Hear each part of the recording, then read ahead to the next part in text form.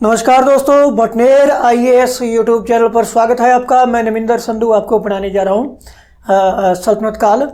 आज देखेंगे हम उनकी स्थापत्य कला। पहले उनके शासकों को भी हम पढ़ चुके हैं बारी बारी से। तो सल्तनत काल जैसे ही हमारा समाप्त होगा तो उसके बाद हम देखेंगे विजयनगर साम्राज्य है, बहमनी का साम्राज्य है, जो और भी क्षेत्रीय छोटे छोटे राज्य थे, उनके बारे में भी हम आगे चर्चा करेंगे। तो आज हमारी सल्तनत काल जो स्थापत्य है वो पूरी हो जाएगी। बहमनी हो जाएगा, उसके बाद विजयनगर है, ये राज्य हो जाने के बाद उसके बाद हम जो शुरू करेंगे वो करेंगे मुगल काल। तो आइए आज हम देखते हैं दिल्ली की जो स्थापत्य कला है तुर्कों की, या सल्तनत कालीन स्थापत्य कला है, उसके बारे में आज चर्चा करेंगे हम। स्थापत्य कला, जो सल्तनत कालीन स्थापत्य कला है, इसे इंडो इस्लामिक स्थापत्य कला भी कहा गया है। क्या कहा गया है? इंडो इस्लामिक स्थापत्य कला भी कहा गया है।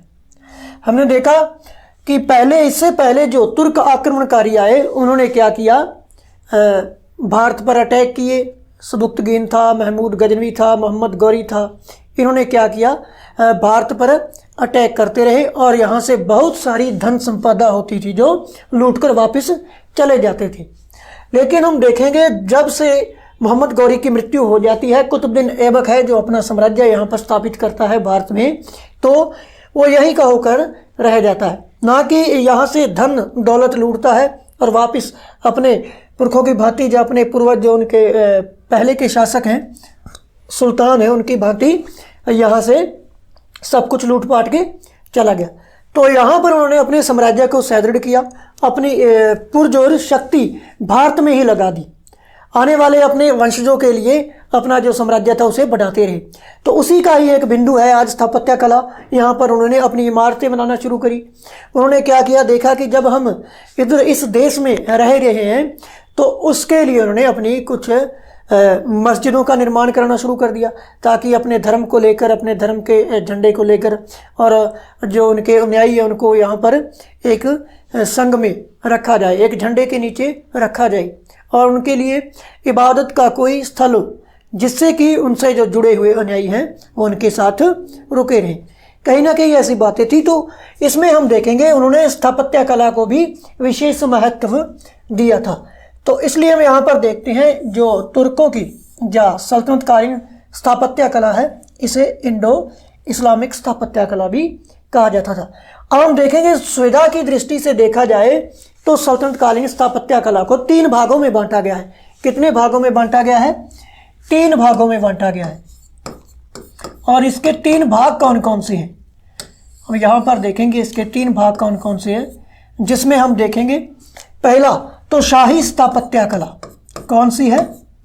शाही स्थापत्य कला। उसके बाद हम देखेंगे दूसरा तो प्रांतीय स्थापत्य कला। कौन सी रहेगी? प्रांतीय स्थापत्य कला। और तीसरा हम देखेंगे तो कौन सी रहेगी? हिंदू स्थापत्य कला। कौन सी रहेगी? हिंदू स्थापत्य कला। हिंदू स्थापत्य कला में भी हम देखेंगे प्रमुख रूप से 2 रहेंगी। एक तो रहेगी राजस्थान की, दूसरी रहेगी विजयनगर की। जो विजयनगर की स्थापत्य कला है ये महत्वपूर्ण रहेगी। इससे पहले हमने देख लिया जो इंडो इस्लामिक स्थापत्य कला है, इस नाम से इसे जाना जाता था। फिर हम यहाँ पर देखेंगे यहाँ पर हम देखेंगे जो भारत के संबंध हैं तुर्कों से। पहले हम देखेंगे ईरानियों के साथ भी भारत के संबंध रहे, तथा तुर्कों के भी ईरान के साथ संबंध रहते हैं, और इन दोनों का जो मिला जुला रूप है स्थापत्य कला में था। यहाँ पर हम देखते हैं भारत के जो संबंध हैं ईरान से भी थे, पहले ईरान से भी रहे, और जो तुर्कों के संबंध हैं, जो तुर्क सुल्तान थे, इनके संबंध भी पहले ईरान से रहे। तो यानी ईरानी स्थापत्य कला का जो मिश्रण है वो किस में रहा? भारतीय स्थापत्य कला में पहले से ही था। जो भारतीय स्थापत्य है उसमें ईरानी कला है जो पहले से ही कुछ न कुछ रूप में विद्यमान थी। तो तुर्कों ने भारत में इसे क्या किया? पुनः स्थापित किया, पुनः स्थापित कर दिया। इस प्रकार से हम देखेंगे जो इनकी स्थापत्य कला थी, इंडो इस्लामिक स्थापत्य कला थी, वह फिर से ईरान की मिलती जुलती स्थापत्य के साथ होने के कारण एक प्रकार से हम देखेंगे पुनः वही स्थापत्य कला यहाँ पर स्थापित होती है। तो उसके बाद हम देखेंगे जब तुर्क सुल्तान थे, हम देखेंगे जब तुर्क सुल्तान है, तुर्क सुल्तान क्या करते हैं, जब भारत में आते हैं, क्या करते हैं, भारत में आते हैं, तो भारत में आकर इनके द्वारा क्या किया जाता है, जो आंगन वाले मंदिर थे भारत में, आंगन वाले जो मंदिर थे उनको नष्ट कर दिया, उनको क्या कर दिया, नष्ट कर दिया। जो और भी भारतीय इमारतें थी, बड़ी बड़ी इमारतें थी, जो संस्कृति के चिन्ह होते थे, उनको क्या कर दिया, नष्ट कर दिया। इसी के साथ ही मंदिरों को भी नष्ट कर दिया। जैसे हम ये देखेंगे इस प्रकार से कोई हम देखेंगे ये भारतीय मंदिर है, तो मंदिरों के स्थान पर इन्होंने क्या कर दिया, मंदिरों को नष्ट करके इनके स्थान पर क्या कर दिया, मस्जिदों का निर्माण। किसका निर्माण, मस्जिदों का निर्माण इन्होंने शुरू कर दिया। मस्जिद इस प्रकार से होती थी, ऊपर जैसा हम देखेंगे मीनारें होती थी, इस प्रकार से होती थी। तो मंदिर को नष्ट कर इन्होंने क्या कर दिया, मस्जिद का निर्माण किया, मस्जिद का निर्माण किया। इसके बहुत से कारण हैं। नव स्थापित तुर्क सत्ता थी और एक नए सत्ताधारी थे। इनके पास न तो इतने कारीगर थे और ना ही इनके पास क्या था, इतना सामग्री थी। जैसा कि हम देखेंगे 1206 से लेकर के 1210 तक शासन करता है ऐबक, और ऐबक के 10 में चौगान खेलते समय हम देखेंगे, चौगान या पोलो, जो घुड़सवारी का खेल है, पोलो खेलते समय क्या हो जाती है, मृत्यु हो जाती है। बहुत सा समय नहीं मिला इसे शासन करने के लिए और स्थापत्य जो कला है इसे स्थापित करने के लिए। तो इनके पास न तो इतने कारीगर थे, ना ही इनके पास जो सामग्री है वो थी। इन्होंने क्या किया, जो मंदिर होते थे भारत के, हम देखेंगे जो मंदिर होते थे इनको नष्ट कर दिया तथा इनके जो बची हुई सामग्री होती थी, या इनके ऊपर ही एक मस्जिद का या इस्लामिक जो राज्य है या इस्लाम से संबंधित कोई इमारत है उसको खड़ी कर दिया। और बहुत सी सामग्री इमारत में क्या होती थी, इन्हीं भारतीय मंदिरों की होती थी। तो पुरानी जो इमारतें हैं, इसलिए जो भारतीय स्थापत्य कला है इससे काफ़ी मिलती जुलती भी है। यही कारण है कि यहाँ पर हम देखेंगे मंदिर को परिवर्तन कर इन्होंने क्या कर दिया, मस्जिद का निर्माण कर दिया। तो उस समय ऐसा होता रहा। तो उसके बाद हम यहाँ पर देखेंगे इनकी जो स्थापत्य कला है, यहाँ पर हम देखेंगे जो भारतीय शासक हैं, भारतीय स्थापत्य कला होती थी, क्या होती थी, जो भारतीय स्थापत्य थी उसकी विशेषता क्या थी, उनके द्वारा क्या किया जाता था, जो मंदिर होते थे, क्या होता था, जो मंदिर होते थे, मंदिरों को मूर्तियाँ बनाकर उनमें सजावट का कार्य किया जाता था। क्या किया जाता था, सजावट का कार्य किया जाता था। लेकिन यहाँ पर हम देखेंगे जो तुर्क सुल्तान थे, इनकी स्थापत्य में हमें ऐसा अलंकरण नहीं मिलता, क्योंकि हम देखते हैं कि इनके जो शरीयत है या धर्म है इस्लाम के अनुसार चित्रकला है, जो संजीव पशु पक्षी है, जहाँ उनके चित्र बनाना निषेध थी। लेकिन इन्होंने क्या किया, अपने शौक़ को पाले रखा। इन्होंने आड़ी तिरछी रेखाएं खींचकर उस पर अलंकरण करना शुरू कर दिया। ऐसा कि हम देखेंगे इस्लामिक स्थापत्य क्या थी, इस्लामिक जो स्थापत्य उसमें क्या था, रेखाएं होती थी और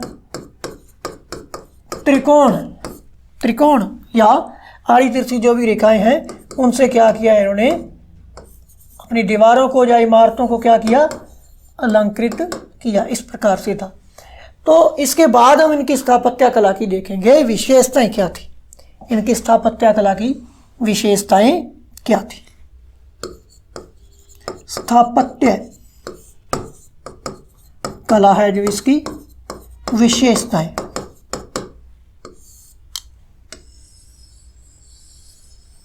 स्थापत्य कला की विशेषताएं। जो दिल्ली सल्तनत कालीन स्थापत्य है या हम देखेंगे तुर्की स्थापत्य है, इसकी विशेषता थी शहतीर पद्धति है, जो ये तो भारतीय स्थापत्य कला की विशेषता है। और जो इस्लामिक शाही स्थापत्य कला है, तुर्कों की स्थापत्य कला है, उसकी विशेषता क्या थी? गुंबद व मेहराब थी। तो यहाँ पर हम देखेंगे स्थापत्य कला की विशेषताएं। हम देखेंगे जो भारतीय स्थापत्य है, जो इससे पहले स्थापत्य थी, भारतीय स्थापत्य है, इसकी विशेषता थी शहतीर प्रणाली कहे या पद्धति कहे। लेकिन जो इस्लामिक स्थापत्य था, जो इस्लामिक स्थापत्य है, इसकी विशेषता क्या रहेगी? मेहराब व गुंबद। मेहराब व गुंबद इसकी विशेषता रहेगी। मेहराब इस प्रकार से होता था, इस प्रकार से जो दरवाज़ा होता था मेहराब का, यहाँ से ढंग से नहीं बन रहा जैसा भी है, और आगे जाकर के हम जब पढ़ेंगे तो उसमें आपको सब बताया जाएगा। मेहराब व गुंबद स्थापत्य कला इनकी विशेषता रही। तो भारतीय स्थापत्य कला है जो, उसकी क्या विशेषता थी? शहतीर थी। तो फिर से हम इसका रिवीजन कर लेंगे ताकि आपको अच्छी तरह से जो सल्तनत कालीन स्थापत्य है वो याद हो जाए। तो यहाँ पर हम देखेंगे स्थापत्य कला की विशेषता। जो तुर्कों के समय स्थापत्य कला थी वो इंडो इस्लामिक स्थापत्य कला थी। इसमें हम देखेंगे जो भारत के संबंध है ईरान से पहले थे और तुर्कों के संबंध भी ईरान से रहे हैं। तो एक मिला जुला रूप है जो पहले से ही तुर्कों में विद्यमान था, जो इन्होंने पुनः ला करके यहाँ पर एक प्रकार से स्थापित कर दिया। तो सुविधा की दृष्टि से देखा जाए तो इसे 3 भागों में बांटा गया है। जो दिल्ली सल्तनत की स्थापत्य है, इसे 3 भागों में बांटा गया है। 3 भाग कौन कौन से? एक शाही स्थापत्य है, एक प्रांतीय स्थापत्य है, और तीसरा है हिंदू स्थापत्य। हिंदू स्थापत्य की 2 विशेषताएं। एक तो हम देखेंगे यहाँ पर जो हिंदू स्थापत्य है, एक तो राजस्थान की प्रमुख थी और दूसरा विजयनगर की थी, इस प्रकार से। तो फिर हम देखेंगे जब तुर्क सुल्तान भारत में आते हैं, या दिल्ली के सुल्तान हैं जो पहले आए थे गजनी से, जब भारत में आते हैं तो उन्होंने क्या किया? भारतीय इमारतों को नष्ट करना शुरू कर दिया। प्राचीन काल से ऐसा ही है। अगर किसी राष्ट्र पर शासन करना है तो पहले उसकी संस्कृति को, कोई भी बाहरी शासक आता है उसकी संस्कृति को नष्ट करना चाहता है और ज़्यादा से ज़्यादा अपने धर्म में उनके जो दूसरे धर्म के नहीं हैं अपने में समाहित करना चाहता है। तो उसके लिए उन्होंने क्या किया? अपनी इमारतें स्थापित करना शुरू कर दी। जो उनके शासित चिन्ह हैं, संस्कृति के जो चिन्ह हैं, जो इमारतें हैं, जो मंदिर हैं, उनको उन्होंने क्या कर दिया? नष्ट करना शुरू कर दिया और ज़्यादा से ज़्यादा अपनी संस्कृति के जो चिन्ह हैं उनको गाड़ना शुरू कर दिया।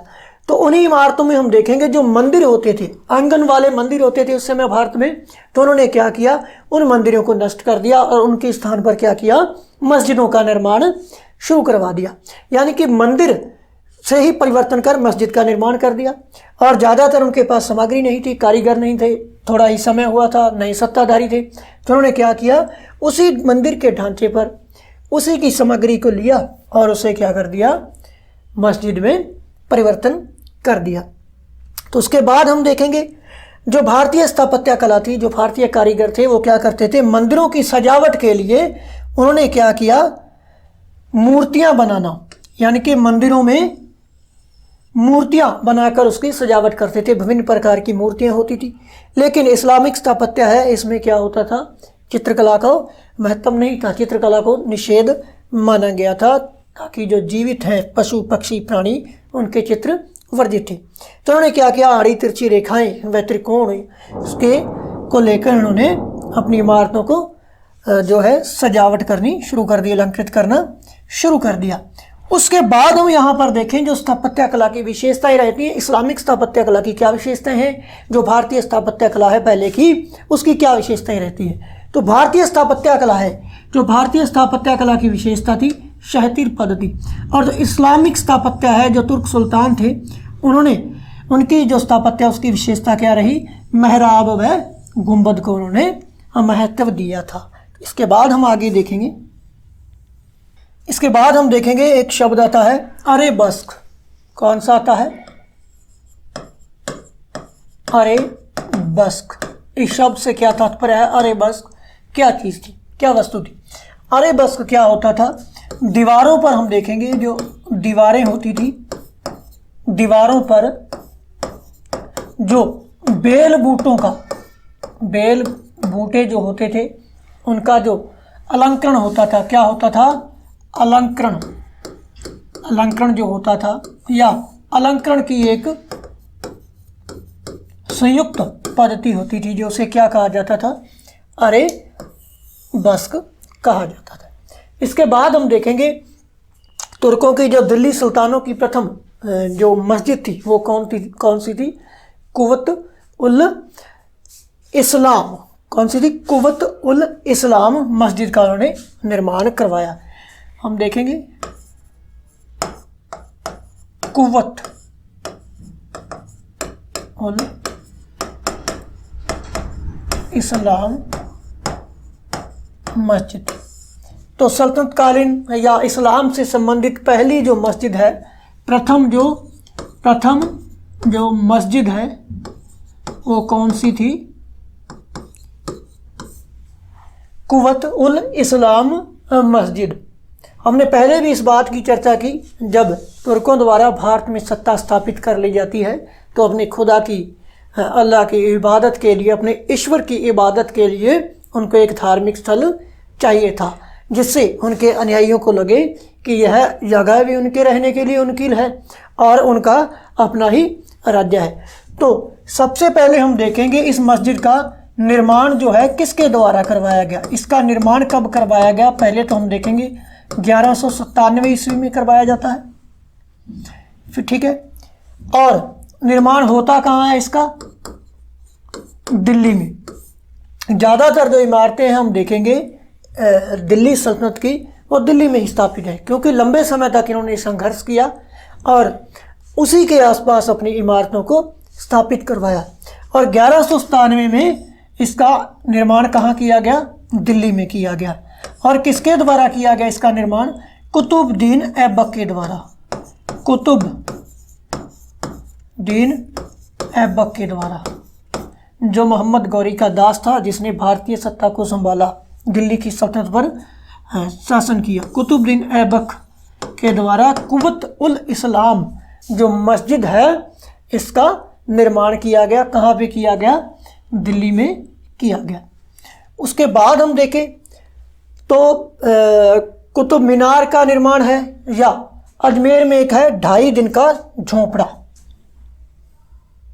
2.5 दिन का झोंपड़ा, यह भी क्या था? एक मस्जिद थी। 2.5 दिन का झोंपड़ा एक मस्जिद थी। इसका निर्माण कहाँ पे होता है? अजमेर में होता है।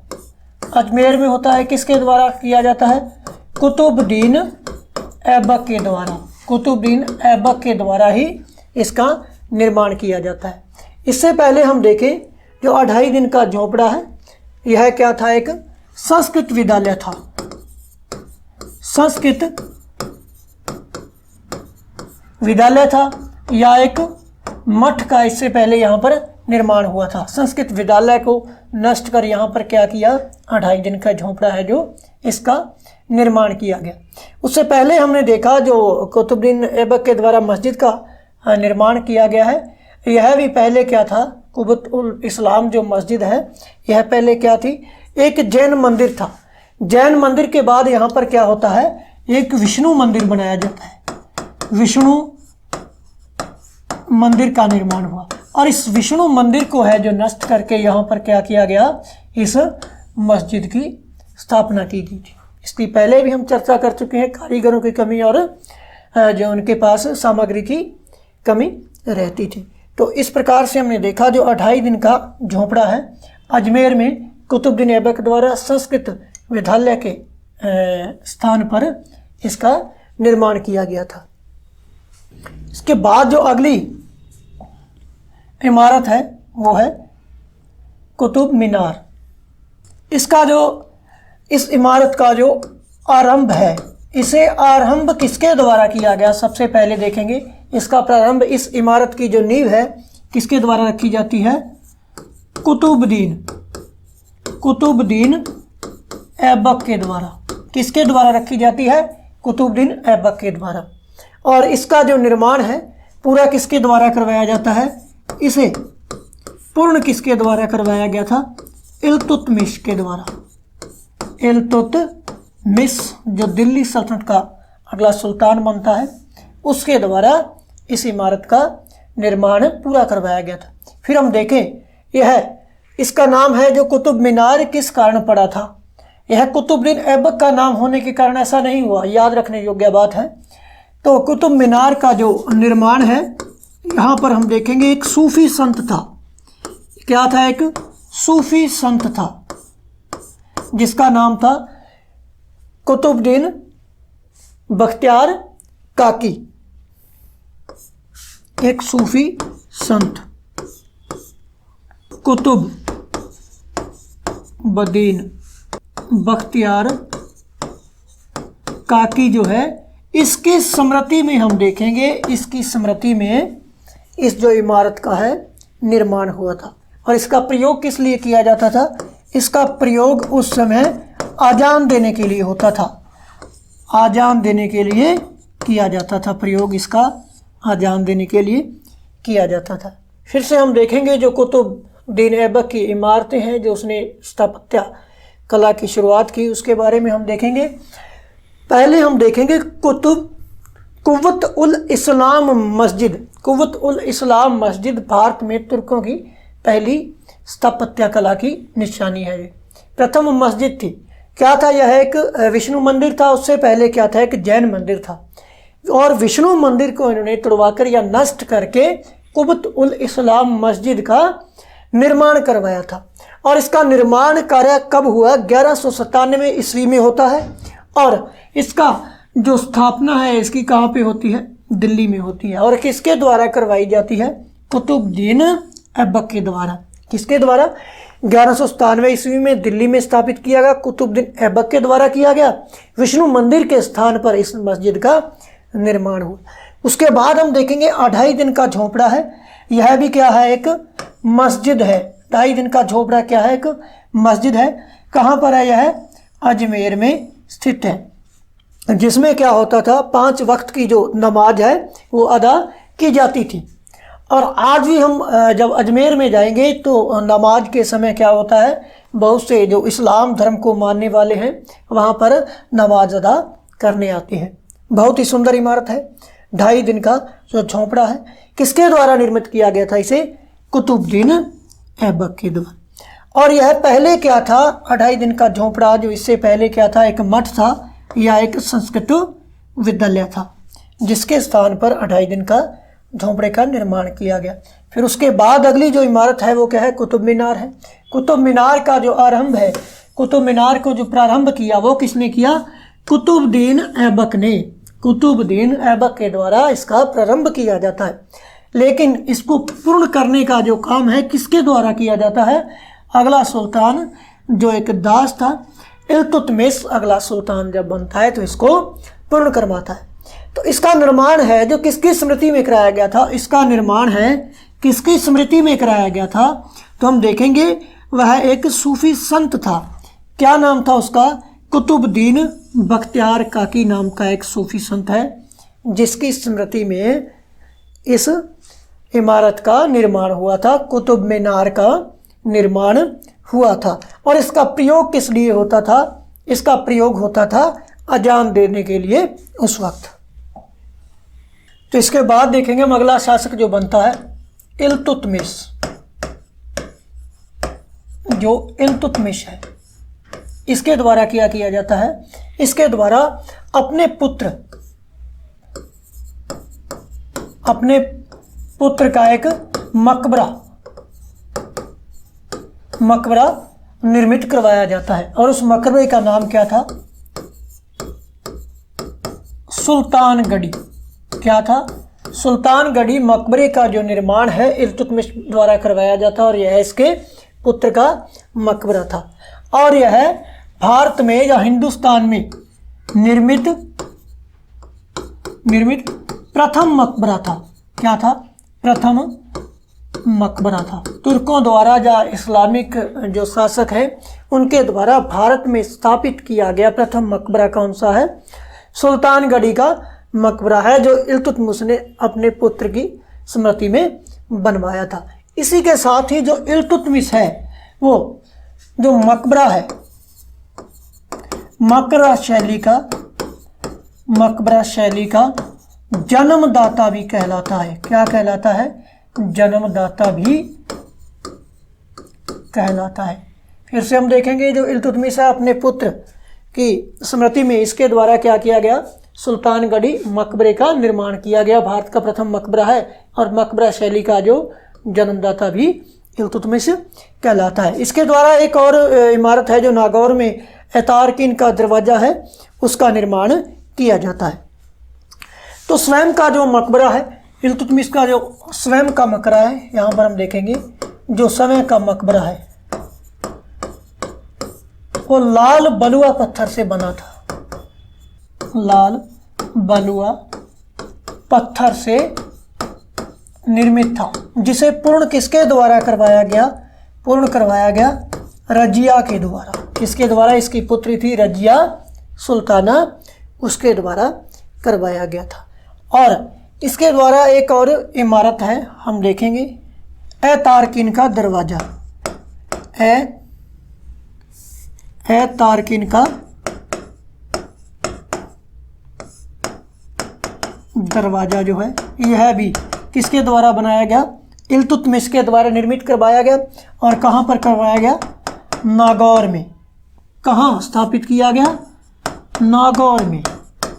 नागौर है जो राजस्थान की एक डिस्ट्रिक्ट है नागौर, उसमें इसे स्थापित किया गया, निर्मित करवाया गया। उसके बाद हम देखते हैं जो बलबन है, अगला महत्वपूर्ण शासक रहता है बलबन रहता है। और शुद्ध इस्लामिक, हम यहाँ पर देखेंगे शुद्ध जो इस्लामिक स्थापत्य शैली है उसका जो प्रचलन सबसे पहले हम देखेंगे बलबन के मकबरे पर होता है। बलबन के मकबरे पर होता है। शुद्ध इस्लामिक शैली से बनने वाला या इस्लामिक पद्धति से निर्मित होने वाला प्रथम मकबरा कौन सा था? बलबन का था। क्या था? यह प्रथम मकबरा था। प्रथम मकबरा था शुद्ध इस्लामिक शैली से निर्मित होने वाला। तथा इस मकबरे की एक और विशेषता थी, सुव्यवस्थित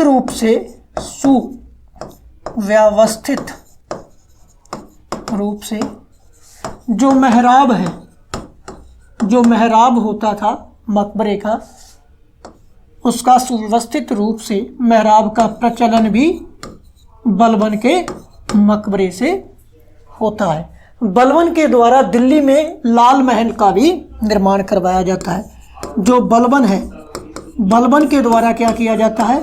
दिल्ली में लाल महल, किसका? लाल महल का निर्माण भी करवाया जाता है। इसी के बाद जो अगला युग आने वाला है खिलजी युग। खिलजी युग में देखेंगे सबसे पहले हम देखेंगे जो अलाउद्दीन खिलजी है। अलाउद्दीन खिलजी के द्वारा क्या किया जाता है? हजार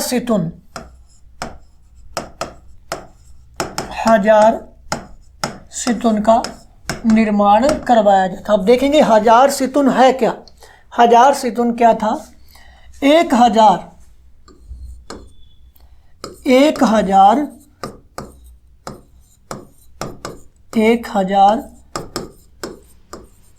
स्तंभों से निर्मित एक महल था। निर्मित एक क्या था? महल था। 1000 सितुन। इसके द्वारा अलाउद्दीन खिलजी के द्वारा क्या किया जाता है? जो कुबत उल इस्लाम मस्जिद है, जो किसके द्वारा निर्मित करवाई गई थी? कुतुबुद्दीन ऐबक के द्वारा। कुतुब उल इस्लाम जो मस्जिद है, इसका जो विस्तार है विस्तार है जो किसके द्वारा किया जाता है, एके के द्वारा किया जाता है, यानी अलाउद्दीन खिलजी के द्वारा किया जाता है। अब अलाउद्दीन खिलजी इसका विस्तार करता है और इसके निकट क्या करता है, इलाही दरवाजे का क्या करता है, इलाही जो दरवाजा है उसका निर्माण करता है। किसके साथ, कुव्वत उल इस्लाम मस्जिद के पास इलाही दरवाजे का निर्माण करता है। और इलाही जो दरवाजा है यह है लाल बलुआ पत्थर, लाल बलुआ व संगमरमर से निर्मित था। जो इलाही दरवाजा है इसका निर्माण है, इस पर कौन कौन से पत्थर लगे हुए थे, लाल बलुआ पत्थर और संगमरमर पत्थर। और इसकी विशेषता ये रहती है, दिल्ली सल्तनत की जो इमारतें हैं, दिल्ली सल्तनत की जो इमारतें हैं इन पर सर्वप्रथम संगमरमर जो है इसका प्रयोग कब होने लगा, इसी काल में हुआ था इलाही दरवाजे पर अलाउद्दीन खिलजी के समय। श्वेत संगमरमर पत्थर था, जो हम देखेंगे श्वेत संगमरमर पत्थर है, इसका प्रयोग सर्वप्रथम अलाउद्दीन खिलजी के समय दिल्ली सल्तनत में कब हुआ, इलाही दरवाजे पर होता है। इलाही दरवाजा इंपॉर्टेंट है दिल्ली सल्तनत की जो अलाउद्दीन खिलजी के समय की सत्ता। तो इसके बाद हम देखेंगे जो तुगलक वंश है इनकी स्थापत्य कैसी थी, तुगलक कालीन जो स्थापत्य इसकी विशेषताएं क्या क्या है। एक तो इसकी विशेषता थी जो इंडो इस्लामिक शैली, हमने पहले देखा इंडो इस्लामिक शैली थी, उसमें हमने देखा भारतीय स्थापत्य कला की विशेषता क्या रहती है, शहतीर पद्धति रहती है। और जो इस्लामिक स्थापत्य कला उसकी विशेषता क्या रहती है, मेहराब गुंबद। एक तो इसकी विशेषता क्या रही, मेहराब व शहतीर या धरणी शैली का जो मिश्रण है या सम्मिश्रण है वो इसमें हमें देखने को मिलता है, पहली विशेषता। दूसरी विशेषता इसकी थी खुरदरे पत्थर या कंकड़ों का प्रयोग। क्या था, जो कंकड़ पत्थर होते थे उनका प्रयोग जो है अत्यधिक मात्रा में यहाँ पर हमें देखने को मिलता है। उसके बाद हम देखें जो इस काल की तुगलक काल की विशेषताएं हैं क्या होती थी, झुके हुए बुर्ज व दीवारें, झुके हुए बुर्ज व दीवारें जो है इस काल की विशेषता रही। उसके बाद हम देखें जो ढलवा दीवारें हैं, ढलवा दीवारें हैं, अष्टभुजीय मकबरे हैं, जो यहाँ पर हम देखेंगे।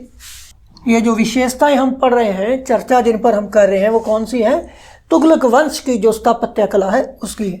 ढलवा जो दीवारें हैं इस काल की महत्वपूर्ण विशेषता रहती है। क्या रहती है, महत्वपूर्ण विशेषता रहेगी, विशेषता रहती है। और इस ढलवा दीवारों की जो पद्धति है इसे क्या कहा जाता था, सलामी पद्धति, सलामी पद्धति भी इसे कहा जाता था। और अष्टभुजीय जो मकबरे हैं उनका जो निर्माण है दिल्ली सल्तनत में तुगलक काल में होता है। यहाँ पर हम देखेंगे अष्टभुजीय यानी कि 8 भुजाओं वाले जो मकबरे हैं इनका उदय इस काल की विशेषता है। किसकी, इस काल की विशेषता रहेगी।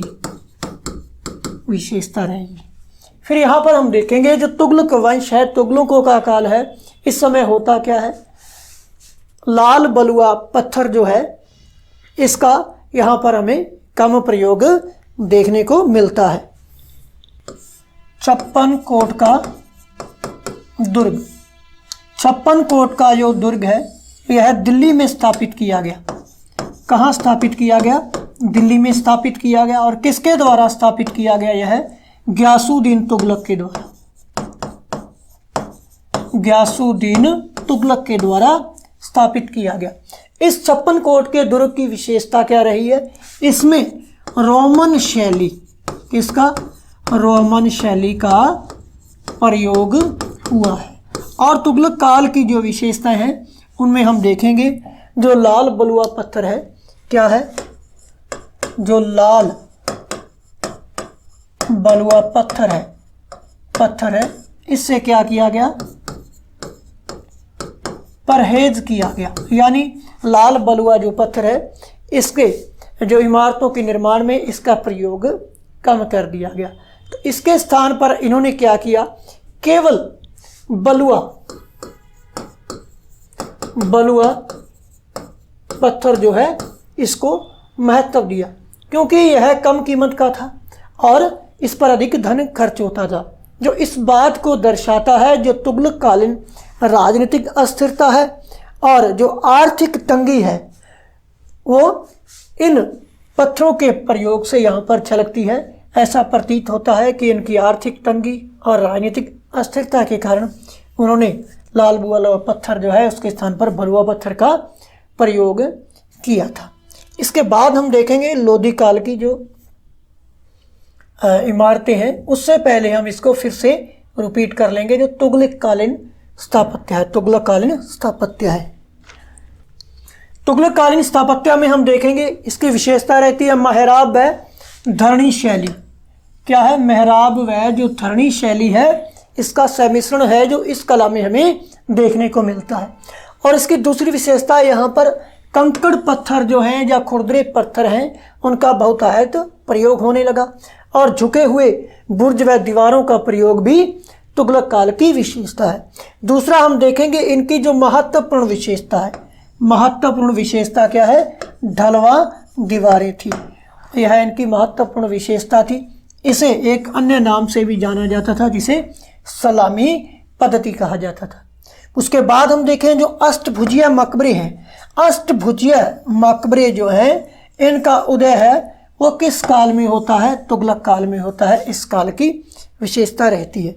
इसके बाद है 56 कोट का दुर्ग है जो दिल्ली में स्थापित किया गया, गयासुद्दीन तुगलक के द्वारा किया गया और इस पर रोमन शैली का प्रयोग हमें देखने को मिलता है। अगर प्रश्न पूछा जाए जो रोमन शैली है इसका प्रयोग जो है दिल्ली सल्तनत में किस वंश के सुल्तानों द्वारा किया गया, तो किसके द्वारा किया गया, दिल्ली सल्तनत के जो तुगलक वंश था उसके द्वारा किया गया।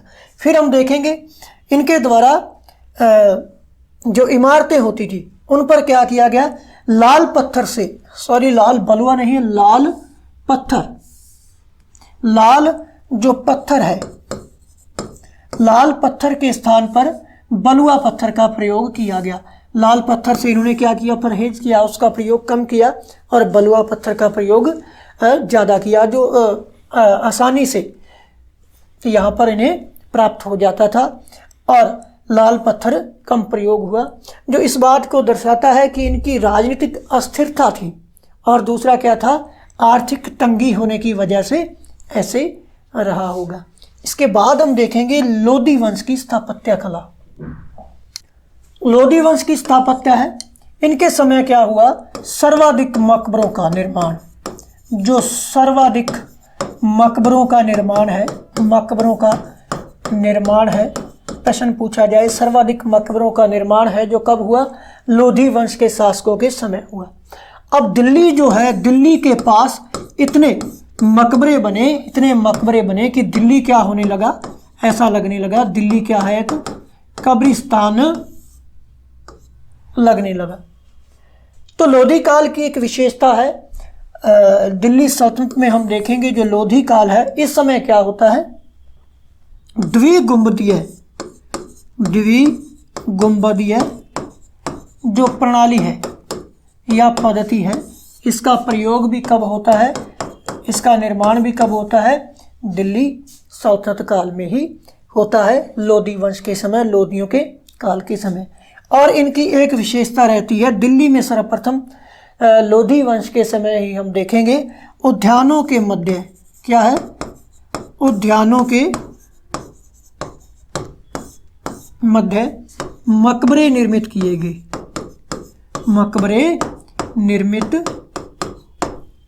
थे। यह भी इस काल की विशेषता है।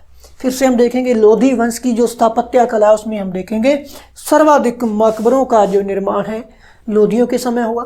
दिल्ली के आसपास इतने मकबरे निर्मित हुए कि दिल्ली जो सल्तनत है, जो दिल्ली राज्य है, वो क्या होने लगा, एक प्रकार से कब्रिस्तान ही साबित होने लगा।